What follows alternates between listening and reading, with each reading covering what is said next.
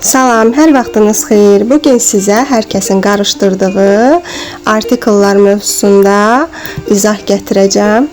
Diqqətiniz burada olsun. Əminəm videonun sonunda artıq artikellarla və hallanma ilə bağlı heç bir çətinliyiniz qalmayacaq. İlk halımız nominativ. Bizim bildiyimiz adlı hal. Kim nə sualına cavab verir? Artikelları kişi cinsində dia, qadın cinsində di, orta cinsdə das və cəm halda di, plural.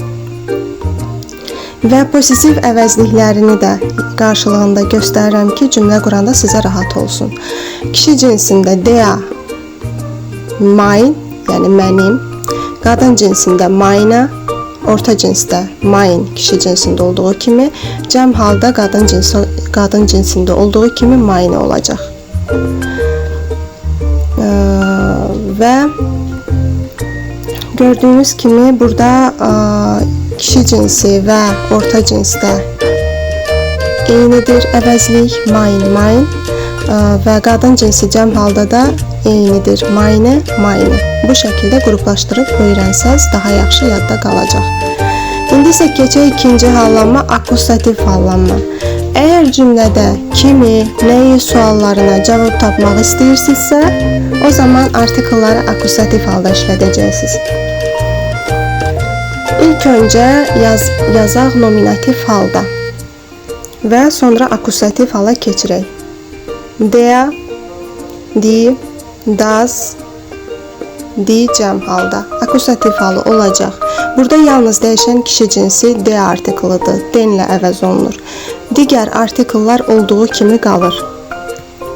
Di olacaq, das olaraq qalır, cəm halda di olaraq qalır. Və possessiv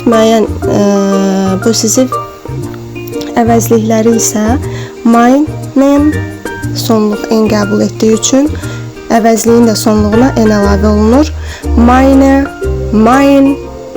Mine isə olduğu kimi qalır.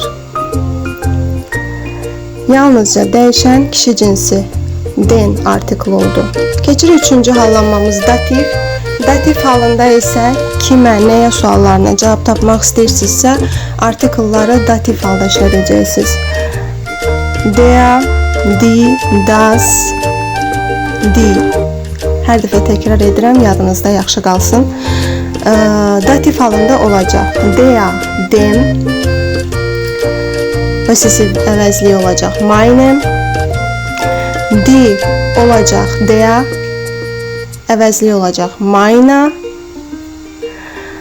das, dem, kişi cinsində olduğu kimi. Mine, cəm halda isə den, plus n, yəni ismə də sonluğa n şəkilçisi əlavə olunur.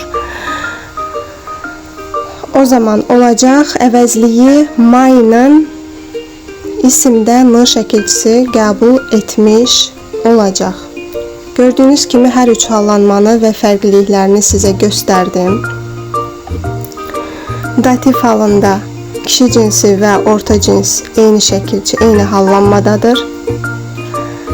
Eynilikləri və fərqlilikləri ayırt etdikdə öyrənməyiniz daha asan olacaq.